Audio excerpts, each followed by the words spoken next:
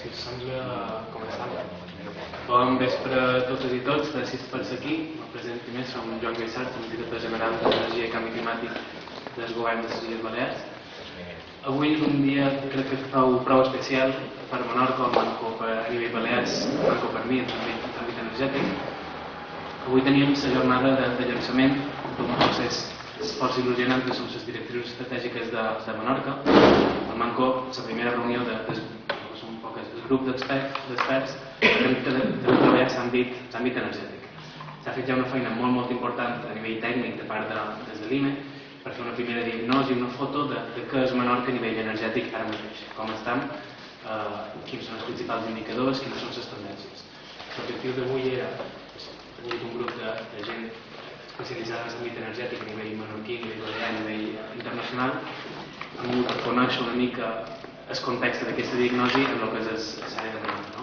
Hem fet un recorregut per Silla per apropar-nos un poc a el que és el territori i com estan incorporades les renovables ara mateix, les energies en general ara mateix en el territori menorquí, des de la central que teniu aquí fins al parc eòlic o al parc fotovoltaic de Sant Salomó, i després hem passat tot el dia de compartint diagnosi i diferents plantejaments a nivell menorquí, balear i internacional. La cloenda d'aquesta jornada d'avui serà aquesta jornada un poc més oberta, un poc més participativa de tothom, però això no acaba aquí. És només l'inici d'un procés que ha durat tot aquest any, que ens permetrà fer ja no només una diagnosi de com és Menorca a nivell energètic, sinó concloure què vol ser Menorca de gran a nivell energètic. A nivell Balears anirem una passa més enllà, aquest procés ens servirà per exportar aquesta sensibilitat, tot aquest procés tècnic i després social de participació i de debat, per plantejar aquest mateix debat a les altres illes. Les altres illes que no han tingut la sensibilitat d'iniciar aquest procés per si mateixes, no haurem d'anar amb una mica darrere, de la que és Menorca en aquest sentit de planificació a llarg termini, però que és fantàstic que des de la pròpia societat menorquina hagi sortit aquesta iniciativa, que s'hagi iniciat en l'àmbit energètic i que pugui servir per planificar a llarg termini com volem fer aquesta transició energètica, que sabem que volem, però no tenim molt clar encara en quina direcció anirem. Per acabar la jornada d'avui, com comentava, tenim una sessió més oberta, comptant amb un expert de sistemes energètics a nivell estatal i internacional. Javier García Breva segurament no necessita introducció, però bé, és llicenciat en Ciències Polítiques i Sociologia, va ser director general de CIGAE, l'Institut per la Diversificació i Estalvi Energètic, un moment en què era una eina prou més important per fer política energètica. Yo tuve la ocasión o la desgracia de pasarme por el IDAE pocos meses después de entrar en el encargo con la dirección actual y la situación fue esperpéntica, fue casi de caricatura. El director general de Energías Renovables del IDAE le fui a comentar, tenemos Formentera, que es una isla más pequeña de Baleares, hemos visto el Hierro, sabemos que no tenemos el mismo viento ni las mismas, pero podría ser nuestra primera isla autosuficiente, podríamos hacer algo juntos a nivel europeo y tal. La conclusión que dijeron es, Formentera es muy bonita, a mí no me gustan mucho ni las placas ni los molinos, así que mira, poned generación en otra parte, le ponéis un cable y ya está. Esto y el director de Energías Renovables de lo que tiene que ser la herramienta del Estado para trabajar en política energética. Entonces, lo que fue en su momento una herramienta potente y dotada ha llegado a una situación que esperemos que pueda superar y ser una herramienta más útil. Ha estat ha format part de la Junta Directiva de la PPA i està president de la Fundació Renovables, és president ara mateix d'N2E, que és el nou model de negoci energètic, i ara mateix treballa des de l'oficina de Javier García Breva treballant en l'àmbit de consultoria energètica i avui ens ha donat una sèrie de pistes molt importants que seran fonamentals com dic tant pel context menorquí com pel context balear. Avui ens ve contar bé les principals línies, principals tendències en l'àmbit de l'energia i política energètica, des de l'àmbit europeu fins a l'àmbit més local, i bé, esperem que sigui de profit. Doncs benvinguda a García Breva.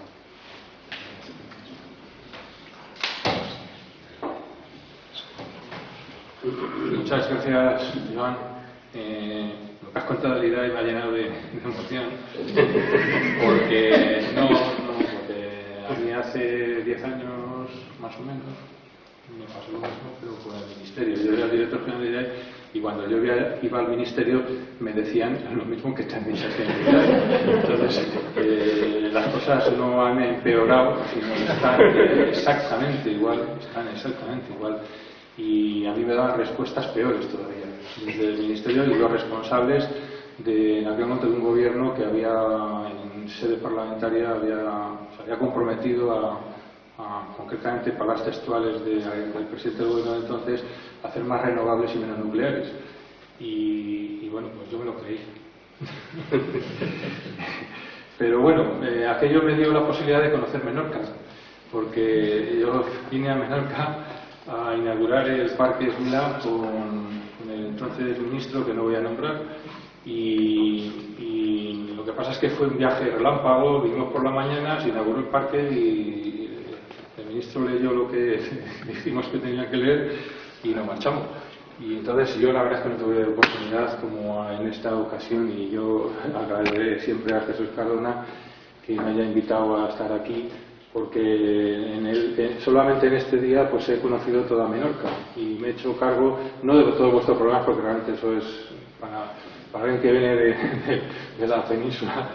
A mí sí me parece un problema mental que necesitaría, como en todas estas situaciones, una adaptación, y de hecho llevo todo el día pensando en cómo una isla se puede autoabastecer, ¿no? Y yo creo que se puede autoabastecer, y hay ejemplos, y seguramente que en Europa, y yo creo que tendréis que llevar a Bruselas el caso de una isla que ha sido declarada reserva de la biosfera y que se alimenta energéticamente al 99,9% de energía fósil, de fuel y gas. Realmente esto es inaudito, absolutamente inaudito, pero vamos, son cosas de las que yo quiero hablaros ahora, porque es inaudito desde nuestra mentalidad, seguramente de personas razonables, seguramente desde la óptica incluso diría yo de Bruselas, pues bueno, son cosas que están pasando y que ya se arreglarán, ¿no? Y bueno, como la mayor parte de las personas que estáis aquí hemos estado juntos todo el día, yo voy a hacer un esfuerzo por no repetir las cosas que he dicho, y algunas sí necesariamente las voy a repetir, otras no, pero yo quiero hablar mucho de Europa. Yo sigo siendo un europeísta a pesar de cómo están las cosas, porque en temas energéticos los he ido siguiendo muy de cerca prácticamente desde que se aprobó sobre todo la Directiva de Renovables en el año 2009, y me parece un tema apasionante y que en este momento está en un momento clave, en un momento en el que me estoy saliendo del guión, pero mejor. En un momento clave porque sabéis que en febrero del año pasado, y sobre todo como producto o como reacción ante el conflicto bélico de Ucrania con Rusia, la Unión Europea aprobó una comunicación sobre la estrategia o el marco estratégico de la Unión de la Energía para conseguir una economía que pueda afrontar los efectos del cambio climático. El título es impresionante, a mí me dejó cao. Pero luego cuando leemos el contenido, y esto tiene que ver mucho con lo que quiero hablaros, hay una contradicción tremenda en los documentos de la Unión de la Energía. Luego ha habido un paquete de medidas en julio del 2015, donde vuelven a hacer una apuesta muy importante por la eficiencia energética de edificios y el vehículo eléctrico, y luego más recientemente, en febrero de este año, una comunicación sobre las redes de calor y frío, es decir, los sistemas urbanos eficientes, apostando clarísimamente por reducir el consumo de gas en las calefacciones y refrigeraciones y elevar la cuota de renovables en todos los sistemas de calor y frío de la Unión Europea. Pero primero os voy a hablar de la parte mala de la Unión Energética. No solo hablar de ella, pero yo creo que aquí en Menorca conviene que lo sepáis. En estos documentos hay siempre una primera parte y una segunda. En la primera parte se habla de cómo repotenciar el gas natural en el mix energético europeo. Ante la crisis con Rusia, sabéis que se aplicaron una serie de sanciones. La Unión Europea aprobó un marco de sanciones a Rusia. Curiosamente, de ese marco de sanciones se excluyó el gas. Europa, de España para arriba, de los Pirineos para arriba, Europa depende del gas ruso. Un porcentaje muy importante en países como Alemania, por ejemplo, o todos los países del este o los países bálticos. Dependen totalmente del gas ruso. Entonces surgió una preocupación enorme porque, bueno, pues el conflicto con Ucrania, como Ucrania se había posicionado, o la Unión Europea había apoyado a Ucrania y Rusia no ha apoyado a Ucrania, pues había temor a que el gas ruso pues se cortara el grifo de cara a Europa. Y entonces se establece en esta comunicación fórmulas para repotenciar o potenciar el gas natural en el mix a través de promover la importación de gas a través de un nuevo gasoducto desde el sureste. El sureste no es Andalucía, no es Argelia, el sureste es Azerbaiyán. Entonces se aprueba hace un mes o 2 meses en Atenas se puso la primera piedra del gasoducto que va a llevar gas o va a traer gas a Europa desde Azerbaiyán pasando por Turquía, Grecia, Albania hasta Italia. Y un poco antes la Unión Europea anunció que iba, sobre todo Alemania, anunció que iba a hacer un segundo gasoducto en el Báltico. En el Báltico hay un gasoducto de Rusia a Alemania, el Nord Stream 1, y está aprobado ya el Nord Stream 2 para hacer un segundo gasoducto que transporte el gas de Rusia a Alemania para que a través de Alemania se abastezca tanto a los países bálticos como a Ucrania, de manera que se soslaya el conflicto con Rusia. ¿Qué ocurre? Que yo cuando vi todo esto, el documento insiste en que hay que además empezar a pensar en importar gas esquisto de Estados Unidos. Estados Unidos, sabéis que justo en enero de este año ha levantado el veto a la exportación de gas y petróleo de Estados Unidos al resto del mundo. Es un veto que nació de la primera gran crisis del petróleo en el año 1973, y ese veto se ha levantado ante la pujanza del sector del fracking en Estados Unidos y la propia Comisión Europea dice pues vamos a importar gas también de Estados Unidos. Y ya como última opción aparece Argelia, pero que casi se pasa de soslayo. Luego se habla de las interconexiones. En las interconexiones lo que se apunta es nada más y nada menos que las interconexiones cuestan 200.000 millones de euros. Las interconexiones que tienen previstas para llegar a ese máximo parece que es del 15% de capacidad de interconexión para el año 2020 o 2030. Bueno, no sé, es incrementarlo hasta un 10%. Sabéis que la capacidad de interconexión de España con Francia pues no llega ni al 5%, y que los únicos proyectos que haya aprobados son los que estaban ya aprobados pues desde el año 2010, 2011 se aprobaron los proyectos que son los que se han ejecutado ahora y que no corresponden ni al plan Juncker ni a este acuerdo. Realmente el proyecto MidCat, que sería el gasoducto que une España con Francia, está parado. Yo no sé si ha habido una aprobación de una cantidad muy ridícula, no sé si llega a 1.000 millones de euros, para hacer los proyectos y los estudios, con lo cual quiere decir que el MidCat está paralizado, y en Francia han vuelto a surgir las voces absolutamente contrarias a la interconexión de gasista entre España y Francia para llevar gas a Argelia. Sin embargo, aquí en España se ha creado una ilusión maravillosa del sector gasista para convertir a nuestro país en un gran hub de gas, en un gran intermediario del gas argelino a todo el mundo, no solamente Europa, sino al resto del mundo. Vosotros no sé si sabéis que España es el primer importador de gas natural licuado de GNL de todo el mundo, no de Europa, es el primer importador de GNL de todo el mundo. Matizo, es el primer importador de Europa y el primer reexportador de GNL del mundo. Matizo que estoy improvisando. es el primer importador, es el país que más importa GNL de Europa, lo importa de Argelia, pues, aunque haya un gasoducto también salen buques metaneros de Argelia, y es el primer exportador. ¿Por qué? Porque los contratos take or pay que tienen las gasistas españolas con Argelia son contratos de mayor cantidad del gas que se consume en España, con lo cual tenemos un grave problema de sobrecapacidad gasista. Tenéis que saber en este momento que todas las infraestructuras gasistas están infrautilizadas. Los ciclos combinados de gas están funcionando a un 10% de su capacidad y las regasificadoras a un 30%, con lo cual los contratos, al ser take or pay, quiere decir, son contratos que, en este caso, pues Gas Natural, Iberdrola, Endesa, las empresas que lo han contratado, tienen que sacar el gas de Argelia o de los puertos argelinos y pagarlo a Argelia, independientemente de que se consuma o no se consuma. ¿Qué hacen las empresas gasistas españolas? Pues bueno, pues España está exportando en buques metaneros GNL a Japón, a Corea del Sur, a la India, a Argentina, a Puerto Rico, no, perdón, a Costa Rica.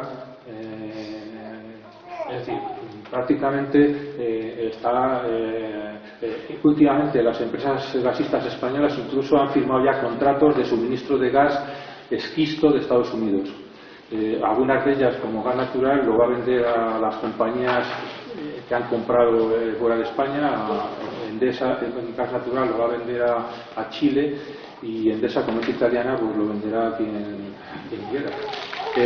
Como veis, el escenario es que reposicionar el gas natural en Europa está suponiendo para Europa importar más gas de Rusia, y para España meternos en un verdadero agujero negro. La sobrecapacidad gasista que hay en España en este momento pues está provocando que, como esas infraestructuras están infrautilizadas en su mayor parte, no son rentables para las empresas propietarias, están perdiendo dinero. Con lo cual, bueno, pues solo quedan dos opciones: o se vende al exterior o el consumidor de gas asume los riesgos de esta, para mí, aventura gasista española. Y yo pongo como ejemplo, que es algo que podéis leer en el Boletín Oficial del Estado, el Real Decreto 13/2014 de hibernación de Castor. Lógicamente, el gas que no se consume, pues también hay que almacenarlo. Entonces ahí se idearon toda una serie de proyectos de almacenamiento de gas, y uno de ellos fue el Castor. Para que el Castor se hiciera bien y funcionara, pues se pasó por encima nada más y nada menos que el riesgo sísmico. En el informe ambiental que hizo la Secretaría de Estado de Medio Ambiente, pues se obvió el tema del sísmico, y cuando sale el tema sísmico, pues hubo un ministro que se llama Miguel Sebastián, que hizo un decreto que dijo que en el caso de que Castor no entrara en funcionamiento, la empresa quedaba libre de toda responsabilidad y esa sería asumida por el Estado. Dicho y hecho, el gobierno esta vez, o el ministro señor Soria, pues hizo un decreto donde todo el coste del proyecto, que más o menos en ese momento ascendía a 1.400 millones de euros, se pasa a la tarifa del gas. Es decir, los consumidores de gas pagaremos la aventura de Castor durante los próximos 30 años. Claro, con esa regulación, pues las empresas pueden perfectamente hacer inversiones gasistas por encima de la demanda nacional, hacer infraestructuras por encima de su óptimo de utilización, y ahora mismo la sobrecapacidad del gas es, para mí, el mayor problema energético que tiene este país y que se ha ocultado. Hubo un Real Decreto, y Joan, que también puedes ver, que es el Real Decreto 13/2012, es el Real Decreto que paralizó todas las infraestructuras gasistas. Veréis, el tema es tan grave que cuando llega el gobierno de Rajoy, en el año 2013, se dan cuenta de que, a pesar de que la demanda de gas, el consumo de gas estaba bajando desde el año 2007 debido a la crisis económica, se seguían ejecutando inversiones gasistas, como la de Castor, por ejemplo, y se seguían construyendo ciclos combinados de gas. Es decir, la infraestructura gasista seguía creciendo a medida que el consumo bajaba. De esto, lógicamente, se dio cuenta alguien en el Ministerio de Industria, hicieron un decreto paralizando todas las infraestructuras gasistas. Y en ese decreto, en el preámbulo, en las últimas páginas, se puede leer por qué se paralizan las infraestructuras. Y decía, lo dice el legislador, dice, es inconcebible cómo, o no se entiende cómo, bajando la demanda gasista, se siguen haciendo inversiones gasistas. Y bueno, pues este es el escenario en el que, claro, ¿cuál es la consecuencia? Y a lo mejor me estoy enrollando mucho, pero como me lo ha pedido Jesús, voy sobre seguro. ¿Esto a qué conclusión lleva? La reforma energética, esta que ha hecho el señor Soria, tiene una base fundamental, y es seguir insistiendo en un modelo energético, que es el modelo energético español, que se basa en el consumo. Es decir, el modelo energético español es un modelo centralizado y vertical. Es decir, hay unas poquitas grandes empresas que tienen grandes, enormes centrales de generación. Y esas centrales de generación cuestan mucho dinero. El precio de la electricidad o el precio de la energía. Y entonces, pues bueno, pues el decreto de Castor es un ejemplo de lo que es la ley del sector eléctrico. La ley del sector eléctrico dice: cuando haya déficit en el sistema, estoy generalizando, el texto legal es mucho más complejo, seguro que tú también lo sabes, pero estoy generalizando porque no ir al detalle nos aburriría un poco. Y la filosofía de la ley del sector eléctrico es la misma que la ley de Castor, la de hibernación de Castor.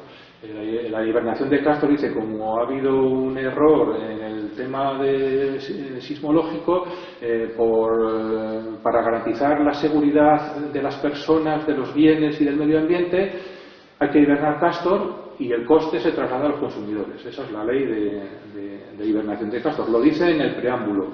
Y en la ley del sector eléctrico lo que viene a decir es que, bueno, que todos los déficits del sistema eléctrico, se cargarán a los peajes. Es decir, cuando el sistema eléctrico, los costes sean mayores que los ingresos, ese déficit se traslada a los peajes. Hay una parte, la primera parte se traslada a los generadores, pero inmediatamente a los consumidores. Es decir, que si para el sector eléctrico los ingresos no le dan para cubrir la rentabilidad de esas grandes instalaciones, pues inmediatamente la diferencia o lo que falte se le carga al consumidor.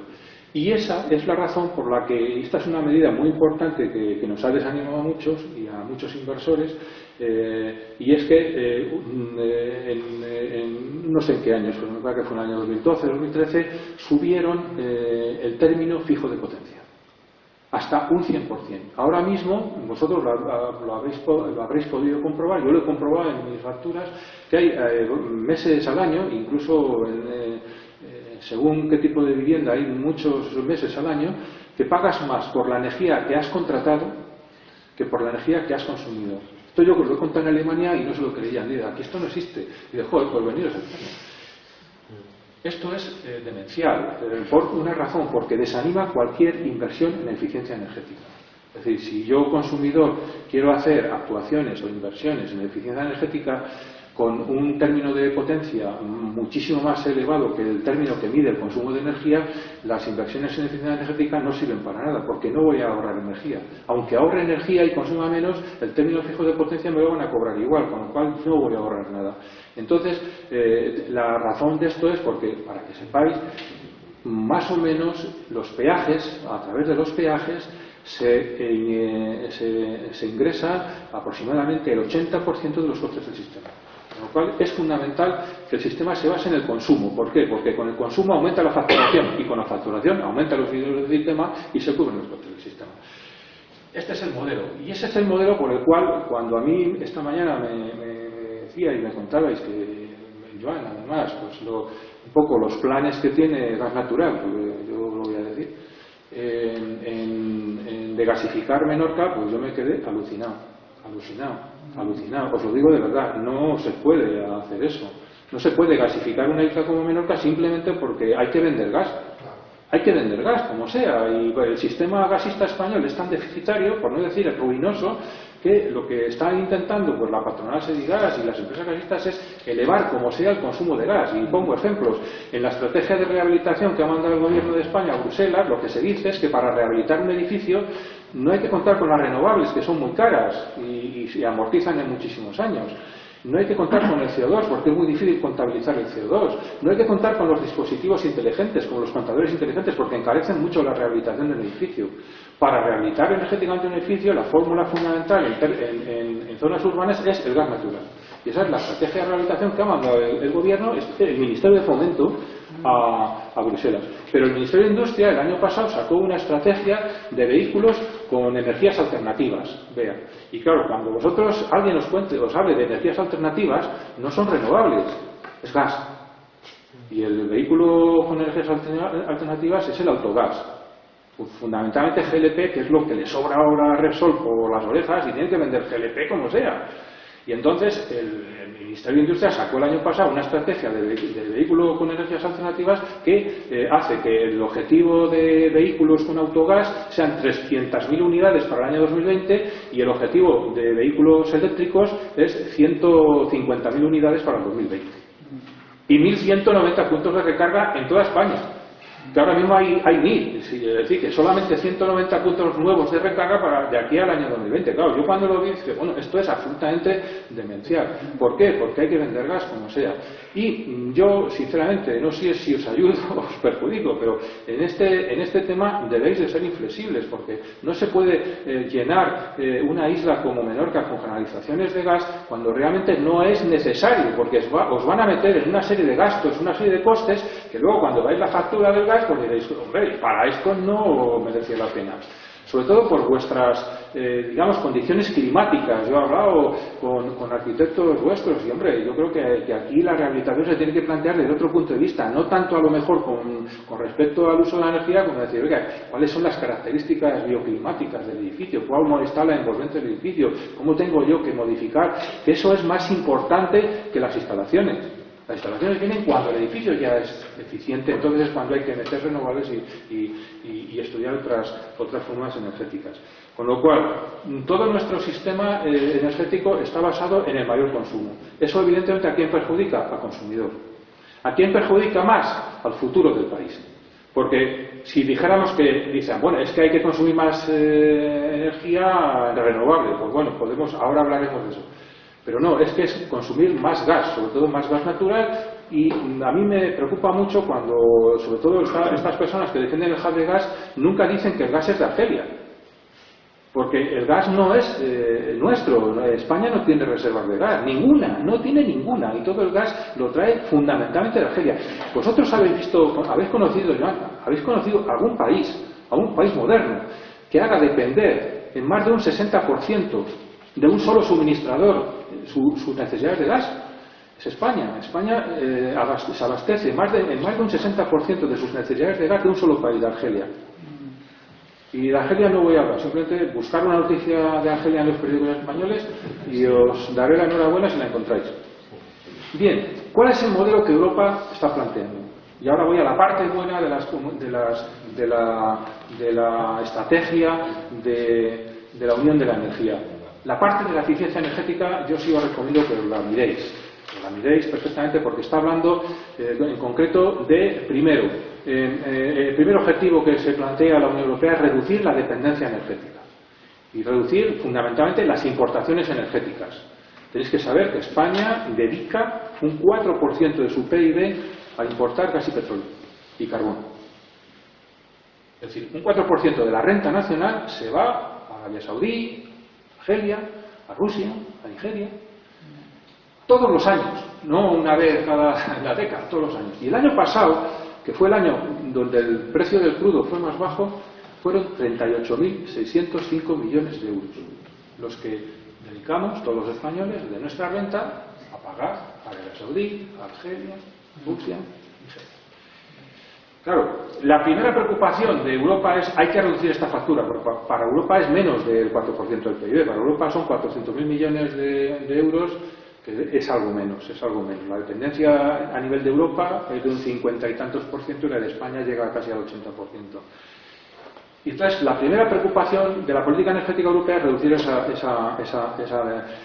encontrar vosotros en alguna declaración pues del ministro de Economía, del ministro de Industria, no voy a decir Rajoy, donde diga que la preocupación más importante que debíamos de tener es la dependencia energética. Y a mí me gustaría oír esto del Ministerio de Defensa. Porque la seguridad nacional, yo el otro día estoy haciendo un trabajo ahora, que no os voy a contar, y estuve viendo la estrategia, no sé si lo sabéis, pero hay una estrategia de seguridad energética nacional, que la hace el Ministerio de Defensa y la aprueba el Consejo de Seguridad Nacional que preside Su Majestad el Rey. Y se aprobó, no sé si fue el año pasado también. Entonces, en esa estrategia de seguridad nacional no se habla del riesgo de la dependencia energética, se habla de la oportunidad para España de ser un hub de gas. Claro, yo cuando lo leí dije, Esto ya es, me meten el gas por la mañana, por la tarde, por la noche, a todas horas, ¿no? Entonces, cuando hay algo de eso, hay razones para mosquearse, ¿no? Para pensar, hombre. Y entonces, cuando la Unión Europea plantea esta necesidad de reducir la dependencia, plantea la solución. ¿Y cuál es la solución? Eficiencia energética, que es, hay que ahorrar en consumo de gas y de petróleo. Hay que reducir el consumo de gas y de petróleo. Esto lo dice la estrategia esta de la Unión de la Energía. ¿Y cómo? Lo dice, pues con dos criterios fundamentales. El primero, hacer al consumidor el centro del sistema energético, es decir, que no sean las grandes centrales térmicas ni la oferta de las grandes eléctricas el centro del sistema, sino que el centro del sistema es el consumidor, es decir, la demanda. Con lo cual, al consumidor hay que darle participación directa y activa en el sistema eléctrico a través del autoconsumo, la generación distribuida, que es lo mismo, pero la generación distribuida, el autoconsumo y los contadores inteligentes y luego los servicios energéticos. Los servicios energéticos, pues que alguien que le haga una auditoría, un dispositivo que le monitorice los consumos, etcétera. Y la segunda idea es, o sea, primero convertir al consumidor en el centro del sistema y la segunda idea es reestructurar las ciudades. Las ciudades son los centros, los mayores centros de consumo de energía y los mayores centros de emisiones de CO2. Entonces, para reducir la dependencia energética y a la vez reducir las emisiones de CO2, hay que reestructurar las ciudades. La reestructuración de las ciudades se basa en dos ideas fundamentales, o en dos acciones fundamentales. Rehabilitación energética, con criterios de edificios de consumo de energía casi nulo, es decir, de edificios con autoconsumo y renovables, y transporte eléctrico, electrificación del transporte o vehículo eléctrico. Y estas son las claves. Y a partir de ahí, pues, ha habido una estrategia de calorifrío que quiere reducir el consumo, lo he dicho ya, me parece, de gas y en las calefacciones e incrementar el consumo de renovables. Y yo de esto ya no hablaría mucho más. Voy a terminar con un tema que me parece seguramente el más importante, seguramente del que menos hablamos. Yo creo que hoy en toda la reunión apenas se ha citado, pero no porque no nos preocupe, sino porque realmente hay otras urgencias en Menorca. Pero es el tema de los acuerdos de París, de diciembre, sobre el cambio climático.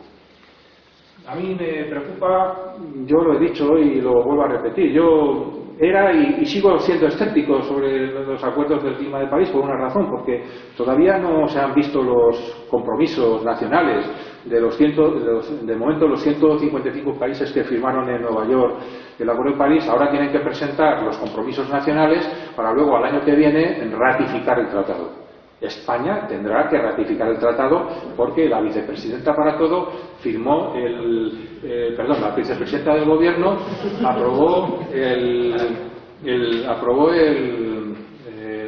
firmó el Acuerdo de París en Nueva York el pasado día 22 de abril en Nueva York y hizo unas declaraciones que yo ahora quiero desarrollar, porque ella dijo que se comprometió al compromiso europeo. El compromiso europeo, como sabéis, es reducir, Europa se ha comprometido a reducir un 40% sus emisiones sobre el nivel de 1990 en 2030. Y el compromiso de reducir sus emisiones un 40% en 2030 sobre la base de 1990. Yo lo primero que pensé, no sabe lo que ha firmado. España, que sepáis, jamás ha reducido sus emisiones. Jamás.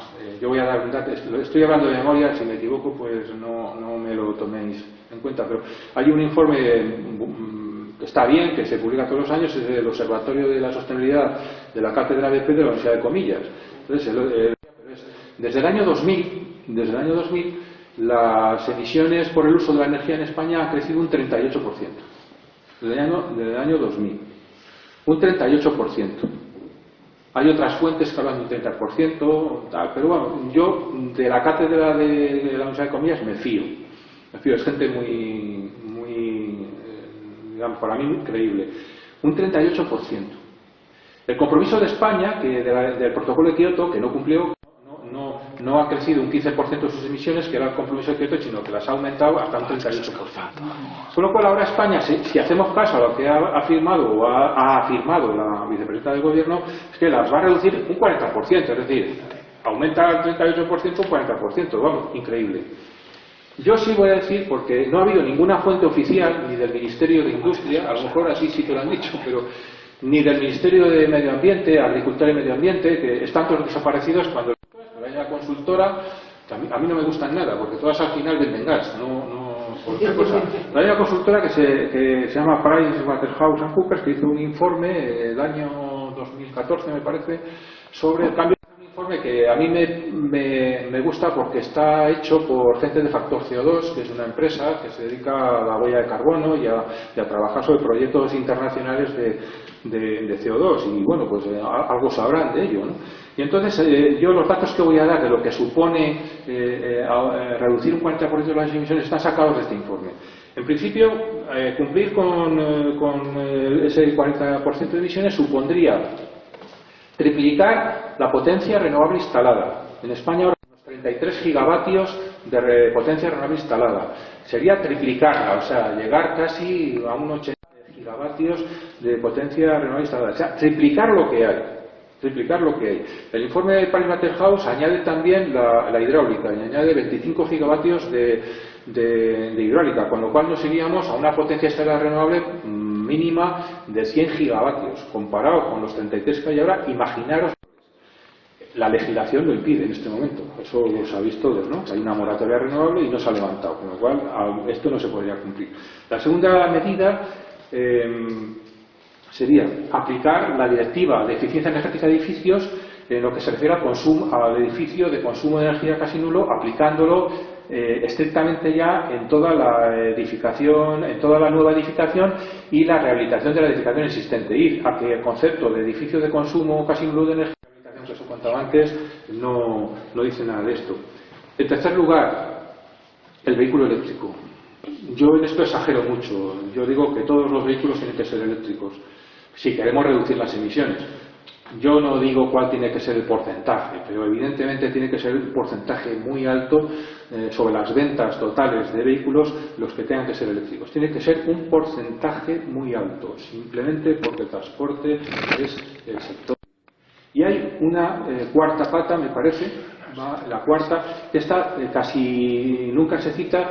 Sabéis que hay una directiva de emisiones industriales que obliga a cerrar todas las centrales de carbón y la de gas que contaminen más de unos determinados parámetros. Aquí el gobierno español ha intentado retrasar el carbón fundamentalmente. Evidentemente sabéis que con esto hay una polémica tremenda porque nuestros partidos políticos han visto más fácil consensuar una postura sobre el carbón que sobre las renovables, y bueno, a mí me produce tremenda tristeza, porque si no tenemos claro que el carbón es una energía que está, no ya nosotros, la propia Comisión Europea le dio una fecha límite al carbón en toda Europa, que era el año 2016, entre el año 2016 y el año 2020, de reducir sus emisiones un 40% en 2030 sobre la base de 1990. Yo lo primero que pensé, no sabe lo que ha firmado. España, que sepáis, jamás ha reducido sus emisiones. Jamás. Yo voy a dar un dato, estoy hablando de memoria, si me equivoco pues no me lo toméis en cuenta, pero hay un informe que está bien, que se publica todos los años, es del Observatorio de la Sostenibilidad de la Cátedra BP de la Universidad de Comillas. Entonces, desde el año 2000, las emisiones por el uso de la energía en España han crecido un 38%. Desde el año 2000. Un 38%. Hay otras fuentes que hablan de un 30%, tal, pero bueno, yo de la cátedra de la Universidad de Comillas me fío. Es gente muy digamos, para mí muy creíble. Un 38%. El compromiso de España, del protocolo de Kioto, que no cumplió, no ha crecido un 15% de sus emisiones, que era el compromiso de Kioto, sino que las ha aumentado hasta un 38%. Con lo cual ahora España, si hacemos caso a lo que ha afirmado o ha afirmado la vicepresidenta del Gobierno, es que las va a reducir un 40%, es decir, aumenta el 38%, un 40%, vamos, increíble. Yo sí voy a decir, porque no ha habido ninguna fuente oficial, ni del Ministerio de Industria, a lo mejor así sí que lo han dicho, pero ni del Ministerio de Medio Ambiente, Agricultura y Medio Ambiente, que están todos desaparecidos cuando hay una consultora, que a mí no me gustan nada, porque todas al final venden gas, por otra cosa. Hay una consultora que se llama Pricewaterhousecoopers, que hizo un informe el año 2014, me parece, sobre el cambio, Informe que a mí me gusta porque está hecho por gente de Factor CO2, que es una empresa que se dedica a la huella de carbono y a trabajar sobre proyectos internacionales de CO2 y bueno, pues algo sabrán de ello, ¿no? Y entonces yo los datos que voy a dar de lo que supone reducir un 40% de las emisiones están sacados de este informe.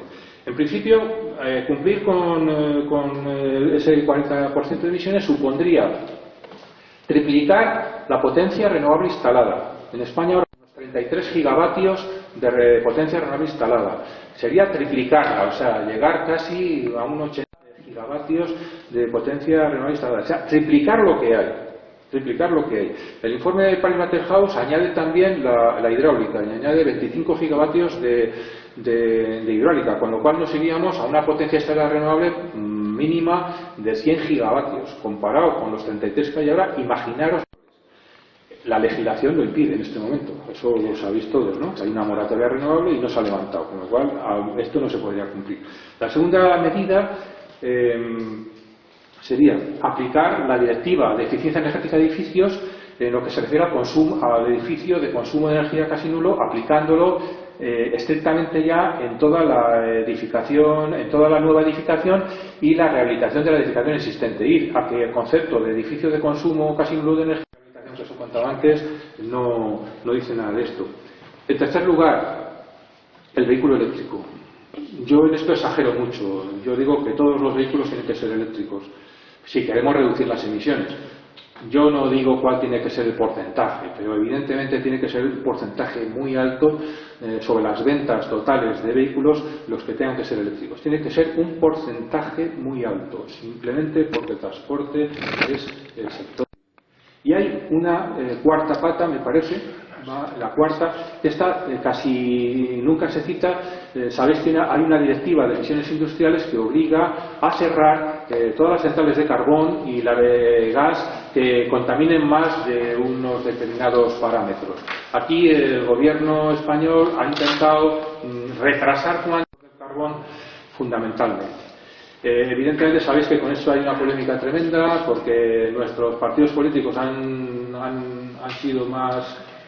visto más fácil consensuar una postura sobre el carbón que sobre las renovables, y bueno, a mí me produce tremenda tristeza, porque si no tenemos claro que el carbón es una energía que está, no ya nosotros, la propia Comisión Europea le dio una fecha límite al carbón en toda Europa, que era el año 2016, entre el año 2016 y el año 2016. Desde el año 2000 las emisiones por el uso de la energía en España han crecido un 38%, desde el año 2000, un 38%. Hay otras fuentes que hablan de un 30%, tal, pero bueno, yo de la cátedra de la Universidad de Comillas me fío.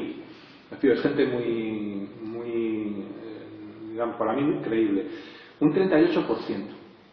El compromiso de España, del protocolo de Kioto, que no cumplió, no ha crecido un 15% de sus emisiones, que era el compromiso de Kioto, sino que las ha aumentado hasta un 38%. Con lo cual ahora España, si hacemos caso a lo que ha afirmado o ha afirmado la vicepresidenta del Gobierno, es que las va a reducir un 40%, es decir, aumenta el 38% un 40%, vamos, increíble. Yo sí voy a decir, porque no ha habido ninguna fuente oficial, ni del Ministerio de Industria, a lo mejor así sí que lo han dicho, pero ni del Ministerio de Medio Ambiente, Agricultura y Medio Ambiente, que están todos desaparecidos cuando la consultora, a mí no me gustan nada, porque todas al final venden gas, por otra cosa. Hay una consultora que se llama PricewaterhouseCoopers, que hizo un informe el año 2014, me parece, sobre el cambio. Un informe que a mí me gusta porque está hecho por gente de Factor CO2, que es una empresa que se dedica a la huella de carbono y a trabajar sobre proyectos internacionales de CO2, y bueno, pues algo sabrán de ello, ¿no? Y entonces yo los datos que voy a dar de lo que supone reducir un 40% de las emisiones están sacados de este informe. En principio, cumplir con ese 40% de emisiones supondría triplicar la potencia renovable instalada. En España ahora tenemos 33 gigavatios de potencia renovable instalada. Sería triplicarla, o sea, llegar casi a un 80 gigavatios de potencia renovable instalada. O sea, triplicar lo que hay. El informe de Pricewaterhouse añade también la hidráulica y añade 25 gigavatios de hidráulica, con lo cual nos iríamos a una potencia instalada renovable mínima de 100 gigavatios. Comparado con los 33 que hay ahora, imaginaros. La legislación lo impide en este momento, eso lo sabéis todos, ¿no? Hay una moratoria renovable y no se ha levantado, con lo cual esto no se podría cumplir. La segunda medida sería aplicar la directiva de eficiencia energética de edificios en lo que se refiere al edificio de consumo de energía casi nulo, aplicándolo estrictamente ya en toda la edificación, en toda la nueva edificación y la rehabilitación de la edificación existente. Ir a que el concepto de edificio de consumo casi nulo de energía que os contaba antes no dice nada de esto. En tercer lugar, el vehículo eléctrico. Yo en esto exagero mucho. Yo digo que todos los vehículos tienen que ser eléctricos si queremos reducir las emisiones. Yo no digo cuál tiene que ser el porcentaje, pero evidentemente tiene que ser un porcentaje muy alto sobre las ventas totales de vehículos los que tengan que ser eléctricos. Tiene que ser un porcentaje muy alto, simplemente porque el transporte es el sector. Y hay una cuarta pata, me parece, la cuarta, esta casi nunca se cita. Sabéis que hay una directiva de emisiones industriales que obliga a cerrar todas las centrales de carbón y la de gas que contaminen más de unos determinados parámetros. Aquí el gobierno español ha intentado retrasar el carbón fundamentalmente. Evidentemente sabéis que con esto hay una polémica tremenda porque nuestros partidos políticos han visto más fácil consensuar una postura sobre el carbón que sobre las renovables, y bueno, a mí me produce tremenda tristeza, porque si no tenemos claro que el carbón es una energía que está, no ya nosotros, la propia Comisión Europea le dio una fecha límite al carbón en toda Europa que era el año 2016, entre el año 2016 y el año 2018. Una fecha límite al carbón en toda Europa que era el año 2016, entre el año 2016 y el año 2018. A mí me gustaría que me anunciaran mi muerte con 15 años de antelación, sería, no sé, tendría más motivaciones, y a un sector que tiene su muerte anunciada en un libro verde que se publicó en el año 2000 para el año 2017-2018, haga mucho tiempo para que se reestructurara todo un sector, todas unas comarcas, todas unas zonas que han contado con unas ayudas además que seguramente no han contado otras zonas. Yo sé que esto es muy polémico, pero yo sinceramente creo que otra medida sería cerrar todas las centrales de carbón y aquellas centrales de gas que fueran más contaminantes. Por supuesto, aquí incluyo las de fuel. Yo que creí que todas las centrales de fuel estaban cerradas hasta que me dijo Jesús que no, que aquí funcionaba una central de fuel. Yo sí os recordaré que hay un documento de planificación energética del Ministerio de Industria del año 2002, es un documento de planificación de infraestructuras gasistas, precisamente, donde se decía que se cerraban, que iba a haber más gas y que a cambio se cerrarían todas las centrales de fuel y las centrales de carbón más contaminantes. En el año 2002, insisto, a mí me gustaría plantear eso. No, esto es lo que significa que España, vamos, como mínimo, pueda reducir sus emisiones. Como veis, la regulación energética y la regulación ambiental en nuestro país impide totalmente que se cumpla ese objetivo que ha firmado el Gobierno de España. Bien, yo voy a ir terminando porque me parece que ya llevo mucho tiempo, ¿o no, Jesús? No, perdona, que tenemos problemas técnicos ahora. Bien, hay otro tema que con esto voy a terminar, yo creo que os va a gustar, que es el TTIP. De esto no hemos hablado en cada jornada, pero ahora yo me... El TTIP 10 minutos, yo voy a 10 minutos, no, hombre, no. El TTIP lo terminamos. Sabéis qué es el TTIP, ¿no? Es el Tratado Transatlántico Comercial que está negociando en secreto la Unión Europea y Estados Unidos. El año pasado se firmó el tratado, transpacífico de Estados Unidos con Japón y 11 socios más de Latinoamérica y de Asia, para fundamentalmente dejar mejores condiciones para competir a las multinacionales americanas frente a ese gran monstruo económico que es China. Y de hecho toda la filosofía en este tratado, yo hablo del Transpacífico porque es el ejemplo que va a seguir lo que se pretende que siga el transatlántico. Y es que se establecen tribunales de arbitraje internacional ad hoc, Es decir, yo tengo un problema, una multinacional americana tiene un problema con Vietnam y entonces lo que crean entre las empresas es un tribunal donde ellos eligen a los jueces y se lo ventilan. Es un trapicheo por encima de las instituciones democráticas de los estados y por encima de las legislaciones y de los tribunales. Esto es algo que en ningún país democrático debería ser aceptable. Yo estoy, sinceramente, cuando vi lo del Transpacífico, dije, pues ya nos podemos poner a remojar nuestras barbas.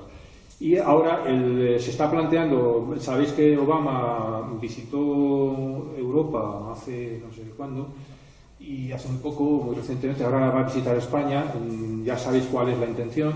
Y la visita a Europa tuvo como eje fundamental es convencer a franceses y alemanes, fundamentalmente franceses y alemanes, de que apoyaran el TTIP, porque es la herencia que quiere dejar el presidente Obama, que a mí me parece que hace muy bien defendiendo los intereses que tenga que defender de las multinacionales americanas, pero que aquí en Europa yo creo que está tratando a Europa en plan casi de colonia supeditada. Pero vamos, en el fondo se trata de lo mismo, se trata de establecer un acuerdo comercial en el cual, como es secreto, yo no os voy a contar nada porque no lo sé, y muchos eurodiputados tampoco lo saben porque es secreto y hasta los documentos son secretos, pero sí se ha filtrado, pues, por ejemplo, que han tenido que sacar todo lo que se refiere a, ¿cómo se llama?, seguridad de datos, a seguridad...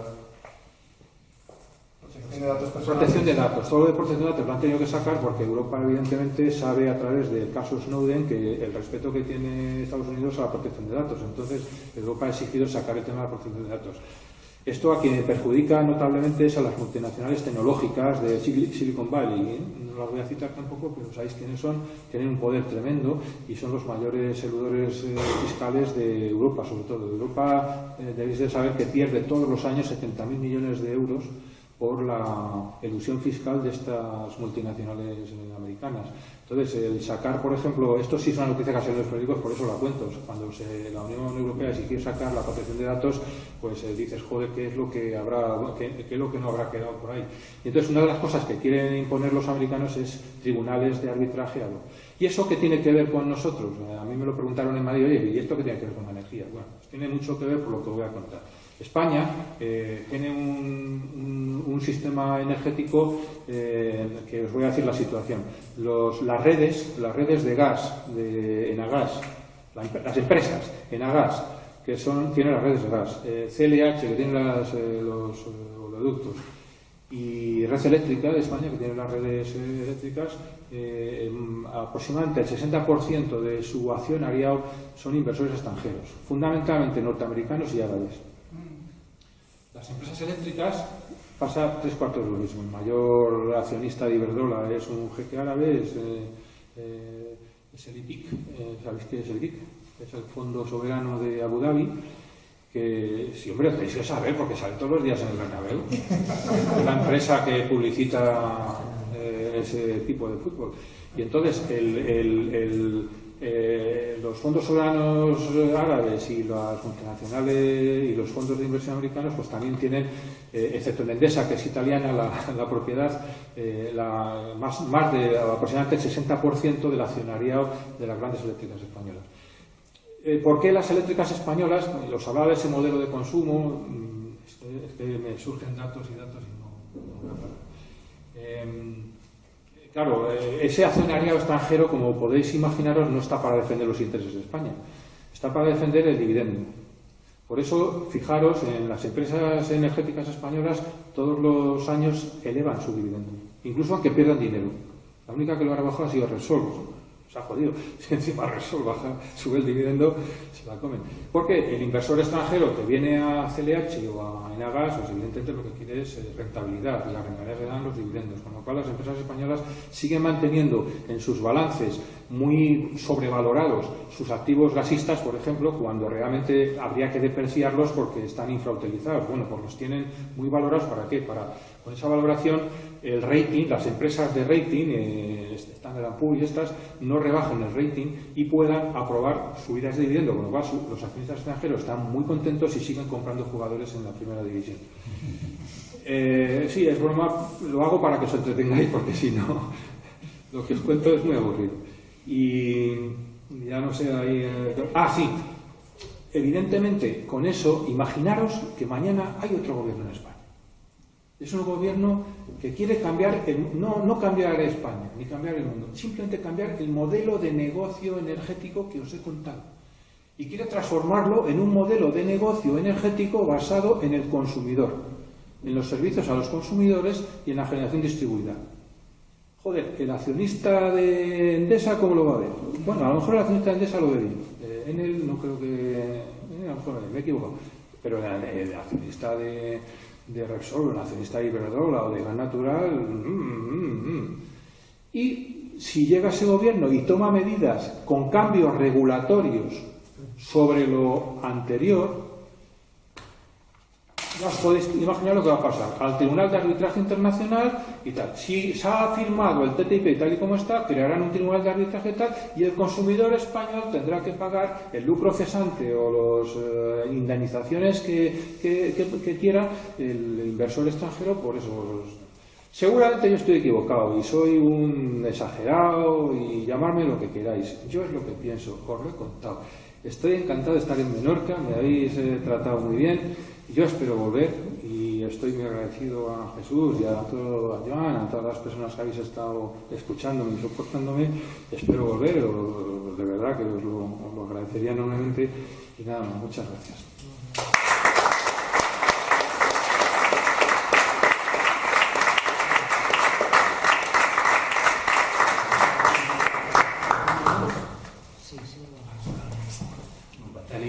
Tenim preguntes, m'imagino, entre el públic, així que...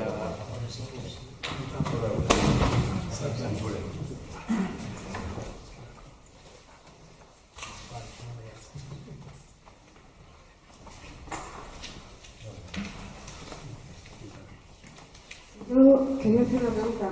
Cuando has estado hablando del transporte, he echado de menos que Europa no hable, bueno, no sé si es que no los nombran o no hablan del transporte público y el transporte no motorizado. No se contemplan. Déjame hacer memoria. Yo creo que están hablando, siempre hablan de la electrificación del transporte. No hablan del vehículo eléctrico, sino de la electrificación del transporte y de los cambios de modos. Yo sé, me parece que es a lo que te refieres. ¿De modalidad? Sí, no, y cambiar de modos, por ejemplo, con la bicicleta, la motocicleta, en fin, otros y ahí en los cambios de modos también, yo creo que incluyen también el transporte público. Sí. Me llama la atención que Europa no haga como en los años 70, ¿no? Apostar más fuertemente por el transporte público cuando la crisis de los 70. Yo, fíjate, ahora no recuerdo el documento. Yo me he fijado más en la electrificación del transporte como seguramente el criterio prioritario, pero siempre están hablando de cambios modales y es posible que hablen del transporte público, pero vamos, yo ahora sinceramente no. Si tuviera el documento te lo diría ya, pero creo que sí,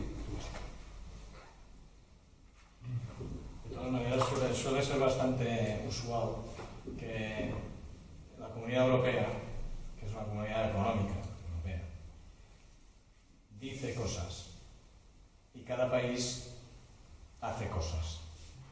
Yo creo que hay muchos países en Centro Europa y en Norte de Europa que están apostando mucho por el transporte público y están haciendo muchas más cosas de las que dicen las normativas que se van introduciendo a través de comunidad. Y lo que pasa es que a nosotros nos falta convicción. Si nosotros como país pudiéramos, pues superaríamos posiblemente las disposiciones de comunidad europea. Hay una cosa que se me ha olvidado, porque son tantas. Hay una cosa que dice la comunicación esta de la estrategia de la Unión de la Energía que a mí me llamó mucho la atención porque supone como una renuncia a los poderes de la Comunidad Europea. Y dice que deja libertad para que cada Estado miembro decida el mix energético que quiere. Y con lo cual, esto puede parecer bien o puede parecer mal. En el fondo, todas las directivas europeas siempre marcan reglas de mínimos. Es decir, si algún Estado quiere más, es libre de hacerlo. Y si algún Estado quiere hacer menos, no le va a pasar nada. Salvo, veremos, a ver. Pero yo, por ejemplo, solo recuerdo ahora mismo este final de año, del año 2015, pues la Unión Europea advirtió a España de llevarla al Tribunal de Luxemburgo por incumplimiento de de la Directiva de Eficiencia Energética de Edificios por no transponer el concepto de edificio de consumo nulo y por no cumplir los plazos de las auditorías para empresas no pymes de la Directiva de Eficiencia Energética. Entonces llegó el Ministerio y se despachó con un Real Decreto malísimo, pero que transpuso estas dos ideas, con lo cual ya... Pero yo, sinceramente, el tema de la certificación energética, que es un tema clave en toda esta historia, como os he contado antes, el tema de la certificación energética es de una directiva del año 2002 y se ha traspuesto en un decreto del año 2013. Es increíble, si aquí hay arquitectos y urbanistas sabrán que haber tenido sin transponer el tema de la obligatoriedad de la certificación energética para edificios existentes, haberla mantenido sin transponer durante 11 años, es una irresponsabilidad de tal calibre que además esto no es político ni ideológico, porque aquí han pasado muchos gobiernos y no lo han querido transponer. Por la razón que sea, no lo sé. Yo no sé cuál es porque a mí nunca me lo han explicado ni nadie ha dado cuenta de ello. Pero se ha traspuesto. Y luego cuando se transpone, pues se transpone en principio, pues para comunidades para vivienda colectiva residencial y solamente para operaciones de compra-venta y alquiler. Luego ya la ley de rehabilitación ya abre una más posibilidad y sobre todo abre una posibilidad tremenda para los ayuntamientos. Que ahí yo, sinceramente, yo lo he dicho antes y ahora lo repito porque me parece que es fundamental saber que los ayuntamientos pueden actuar sobre la certificación energética porque así lo dice la ley de rehabilitación, así lo dice. Pueden determinar el ámbito de la certificación energética y pueden entrar en muchos temas de la certificación energética. Evidentemente lo deben de hacer con prudencia, con consensos, hablando y dialogando, porque realmente puede suponer para unos ventajas, pero para otros puede suponer costes. Entonces, no son medidas fáciles, quiero decir. Pero que la eficiencia energética de los edificios, los ayuntamientos, ahora mismo tienen una responsabilidad que yo creo que deben de saber ejercer. Sí, añadiría un comentario sobre el tema de gobernanza europea, ¿no? Europa al final solo avanza al ritmo que le dejan los Estados miembros. Entonces, muchas veces nos quejamos de Europa, pero Europa al final solo avanza lo rápido que el más lento de los 28 deje avanzar al conjunto. Aquí también, como ciudadanía, tenemos que hacer una reflexión de cada vez que tenemos elecciones estatales, ya que el 26J tenemos una, no solamente elegimos un Parlamento, un Congreso y un Senado a nivel estatal, sino que elegimos a nuestro representante a nivel europeo. O sea, de esos 28 sillas que hay, una la elegimos nosotros cada 4 años. Entonces, esa parte. Y luego que cada 5 años hay elecciones al Parlamento Europeo, que no vamos ni la mitad de los que vamos a votar a las otras elecciones, y por tanto nos encontramos que la parte de los Estados miembros pesa muchísimo más, o sea, van con más legitimidad a negociar su 28ª parte del pastel que no aquellos que tienen que pelear por el bien común de los 28. Entonces, gobernanza europea somos la ciudadanía los que le tenemos que dar ese valor añadido y esa fuerza. Si no, ¿qué pasa? Que hay directivas aprobadas desde hace 11 o 12 años que no se transponen porque el gobierno sabe que la ciudadanía tenemos cero interés en los ámbitos europeos y por tanto, si Europa me riñe, me da igual porque desde abajo no me lo exigen, los de un color político o los del otro. Entonces, esa reflexión también a nivel ciudadano. ¿Una palabra por aquí? Sí, a mí me gustaría primero agradecerle su exposición, que me ha parecido muy interesante, nada aburrida, y que de alguna forma describe perfectamente cómo funcionan las cosas, ¿no? Muchos de nosotros que somos ignorantes no sabemos toda esta información, lo intuimos un poco. Supongo que ya sé la respuesta. ¿Por qué en estos momentos, si hay este sobreplus de gas, no se cierra ni a Esmutará, que está produciendo el 32% de la energía eléctrica, sale de Esmutará, que trae carbón, creo que es de Sudáfrica? Y en Galicia creo también que la herencia de Fenosa también hay cantidad de térmicas que van carbón, porque ya no se utiliza el gas, ¿no? Supongo que ya hay un chanchullo por aquí dentro que ahora cambia la explicación. Y por favor, explíqueme algo positivo. El de Guardia recientemente ha sacado un artículo que parece que hay una gran placa en la Antártida, tan grande como México, que se está resquebrajando. Si cae al agua y tal, al final del siglo no subirá 1 metro el nivel del mar, parece que serían 2. Entonces parece que todos deberíamos estar haciendo cosas en pro de esto y por lo que parece hay una cantidad de intereses imposibles de romper, ¿no? No, perdona que no os haya dado noticias positivas, pero yo de verdad os puedo asegurar que ya llevo muchas charlas, muchas conferencias, llevo muchos años en esto y os puedo asegurar que yo no sé mentir. Si yo te contara a ti una milonga, se me notaría en la cara, me pondría rojo como un tomate. Si eso les pasara a todos, pues nos enteraríamos de muchas cosas. Pero, hombre, yo sí te digo una cosa. Hay un mensaje positivo que yo siempre doy. Aquí hoy no lo he dado, pero yo creo que lo he dado antes. Y es que el modelo energético no lo va... Y hablo de todo el mundo, no hablo solo de Menorca o de España, hablo de todo el mundo. El modelo energético no lo van a cambiar las leyes de los estados. O sea, si estamos esperando a que haya un gobierno, el que sea, y más progresista o menos progresista, que haga una ley maravillosa de cambio climático, una ley de renovables o una ley maravillosa, estamos equivocados. El modelo energético no lo va a cambiar una ley del Estado. Lo van a cambiar primero los ayuntamientos, las ciudades. El cambio de modelo energético, tal como lo estamos concibiendo de energía distribuida, va a empezar desde lo local. Y de lo local va a avanzar hacia lo regional y hacia lo estatal. Y yo no me lo estoy inventando esto. Esto está tal como está diseñado en las directivas europeas, está así. Bueno, las directivas europeas están hablando de dar más, la palabra textual en esta comunicación dice, son los ayuntamientos los que van a liderar el progreso de la eficiencia energética en el mundo. ¿Por qué? Porque son los que tienen competencias sobre donde más consumo se hace, en los edificios y en el transporte y en las ciudades.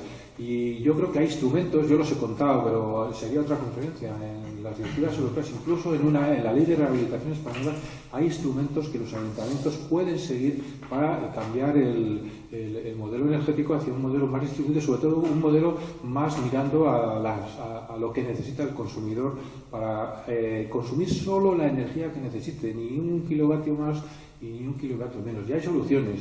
Y lo que pasa es que esas soluciones, de verdad, quienes deben de aplicarlas son los ayuntamientos. Yo en esto, alguien decía el otro día, lo leí no sé dónde era, pero eran municipalistas, ¿no?, que pedían más competencia a los ayuntamientos. Yo creo que en este debate absurdo de las administraciones públicas solo hay dos administraciones que son corresponsables fiscalmente y más cosas, que son la administración central y la administración local. La administración local necesita más instrumentos para poder, digamos, determinar, igual que hacen que en sus planes de ordenación municipal dicen dónde tiene que estar cada cosa, tienen que decir cómo se tiene que usar la energía en el transporte, en la vivienda, en el diseño urbano. Y yo creo que eso no hay que esperar que alguien venga de fuera. Se puede hacer desde lo local, de las administraciones locales, las administraciones autonómicas, las administraciones más próximas a los ciudadanos. Y yo creo que esto, para mí, sí es un mensaje positivo, porque a mí la pregunta más triste que me hicieron un día, yo soy un triste, pero la pregunta más triste que me hicieron es, Javier, ¿qué podemos hacer desde los ayuntamientos? Porque nosotros no podemos cambiar la ley del sector eléctrico, y no lo intentéis. Ahora, de los ayuntamientos se pueden hacer muchas cosas y hay instrumentos para hacerlo. Lo que hay que es olvidarse de otras historias. Yo, por ejemplo, hoy os contaba que la ley esta de rehabilitación es buena, es una ley de este gobierno, pero es una ley buena. Y entonces, casi todas las comunidades autónomas la han recurrido al Constitucional. No, hombre, no vayas a recurrir al Constitucional a una ley simplemente porque invade tus competencias. Coño, coge la ley y cópiala. Para eso tienes el boletín oficial de tu comunidad autónoma o el boletín de tu provincia. Coge esa ley buena, lo que haya bueno de una ley o de una directiva europea y lo traduces al lenguaje de la corporación municipal, de tus ordenanzas municipales, de tu plan de ordenación municipal o de tu boletín oficial de la comunidad autónoma o de la región. Y eso es lo que hay que hacer, no estar pensando 100% constantemente a las 24 horas del día, vamos a hacer un conflicto político para no sé qué.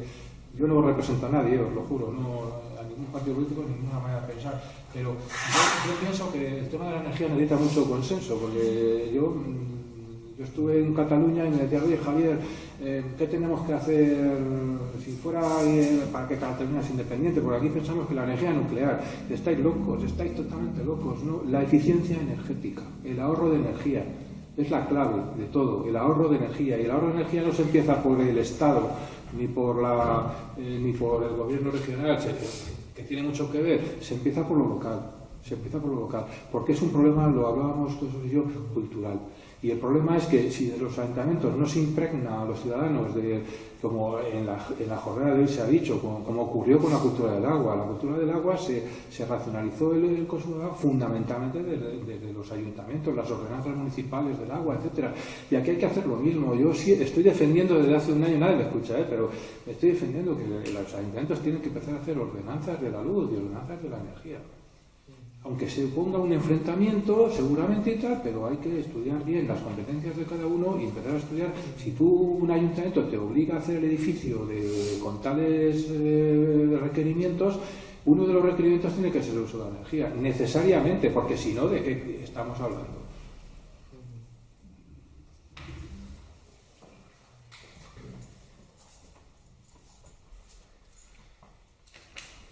Sí, ahora iba a poner una piedra más. Porque hablamos de eficiencia energética y demás, pero en ningún momento hemos hablado un poco después de, cuando abordamos la eficiencia energética, cómo competir contra el efecto rebote o la paradoja de Jevons, que la llaman, ¿no? Que es un poco eso de que históricamente se ha visto siempre que las mejoras de eficiencia al final han acabado conllevando un mayor consumo, porque tú consumes menos, pero claro, en época de crisis yo creo que no sería así, porque si también baja tu nivel de ingresos, entonces no tienes a dónde derivar lo que has ahorrado por un lado, ¿no? Pero bueno, sería un poco eso el cómo cuando se hace esa normativa o esas ordenanzas municipales que hablamos, de qué forma intentar incidir de forma que no se nos vuelva al final a la contra y simplemente tengamos unos edificios más eficientes que utilicen mejor la energía pero acaben consumiendo la misma más. Bueno, tú quieres que nos quedemos aquí toda la noche. Pero te lo voy a resumir en dos frases. Primero, la eficiencia energética para mí es medir los ahorros. Es decir, la eficiencia energética no es hacer una ordenanza